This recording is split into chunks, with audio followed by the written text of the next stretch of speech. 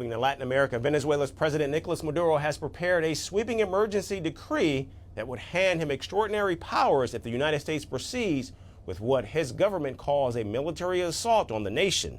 The decree, signed under the clause of external commotion, was confirmed by the country's Vice President, Delcy Rodriguez, on Monday.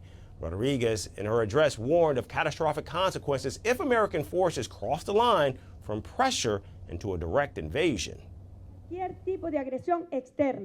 Any kind of external aggression, if United States military forces dared to do so, would be considered an external attack, and this emergency decree for external commotion would be activated immediately.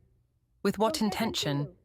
With the aim of granting the President, as head of state, special powers as contemplated by the Constitution to deploy our Bolivarian National Armed Force throughout the national territory, to immediately take, militarily, the infrastructure of public services, our hydrocarbons industry, and the country's basic industries. The decree allows Maduro to place the armed forces on full wartime footing, seal the country's borders, and put vital infrastructure, including the energy industry and public services, directly under military command. In her announcement, Vice President Rodriguez dismissed Washington's claim that its military actions in the Caribbean are about combating drug trafficking, calling the justification a big lie. What the United States government, the warmonger Marco Rubio, is doing against Venezuela is a threat prohibited by the United Nations Charter. And if they were to dare to attack our homeland, the external commotion decree gives the head of state special powers to act on defense and security and defend Venezuela. She further alleged that the real American interest lies in Venezuela's vast natural wealth, its oil, gas, gold, and biodiversity.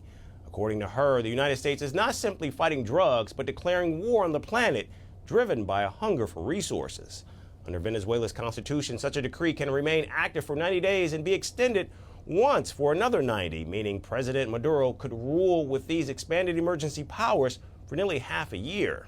Vice President Rodriguez clarified that in such a scenario, those Venezuelans who openly supported foreign intervention could face consequences, declaring that no one who calls for an invasion can still call themselves Venezuelan. Now, this standoff comes against the backdrop of a heavy American military presence in the Caribbean. And since mid-August, the United States has deployed 8 warships and even a nuclear-powered submarine to the Southern Caribbean, saying the mission is part of its campaign against Latin American drug cartels. In recent weeks, U.S. strikes on boats allegedly carrying narcotics have killed at least 17 people, with including United Nations experts describing the actions as extrajudicial executions.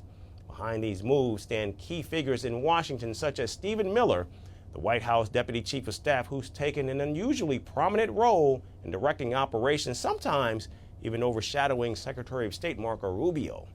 The Trump administration, meanwhile, has justified these attacks under presidential powers of self-defense, citing the designation of Venezuelan groups like Tren as foreign terrorist organizations. For Venezuela, the stakes couldn't be higher, as the country says it's fighting not just for sovereignty, but for survival, even as U.S. officials reportedly weigh new options, including the use of drone strikes against suspected drug targets inside Venezuela. And so, with both sides now locked in opposing narratives and military forces already in place, the next developments will depend on whether diplomatic channels can still prevent this tense standoff between Washington and Caracas from escalating even further.